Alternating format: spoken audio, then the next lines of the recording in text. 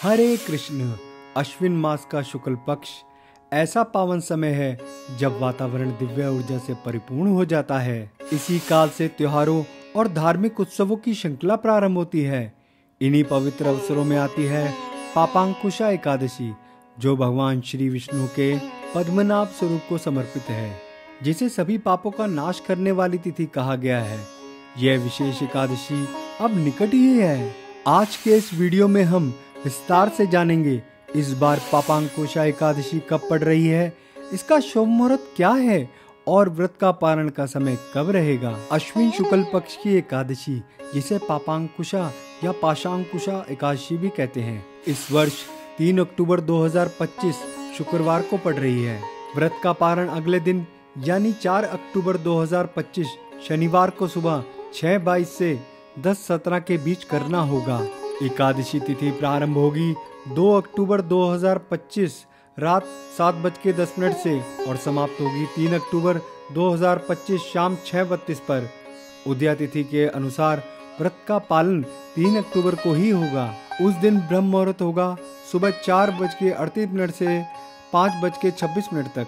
सूर्योदय होगा सुबह 6:15 पर। सूर्यास्त होगा शाम 6:05 पर। प्रातः भगवान की पूजा का समय रहेगा 5:02 से 6:15 तक। संध्या पूजा कीर्तन व दीपदान 6:05 से लेकर 7:18 तक। इस एकादशी पर सर्वार्थ सिद्ध योग और रवि योग का शुभ संयोग बन रहा है।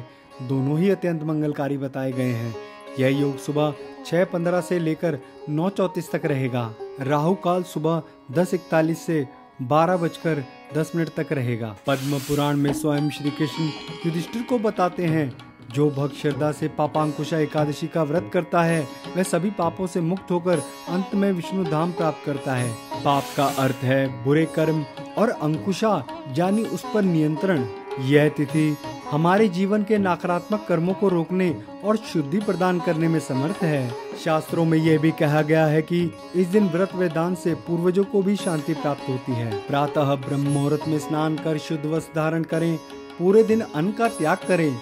आवश्यकता हो तो फल, दूध, रस अथवा एकादशी का प्रसाद ग्रहण कर सकते हैं। तुलसी का पूजन करें और हरे कृष्ण मंत्र का जाप करें। दिन भर भगवान की कथाओं का श्रवण और शास्त्र अध्ययन करें। मानसिक शुद्धता का पालन करें। क्रोध, असत्य, कटुवचन और आलस्य से दूर रहें। अगले दिन द्वादशी को व्रत का पारण शास्त्रोक्त विधि से करें।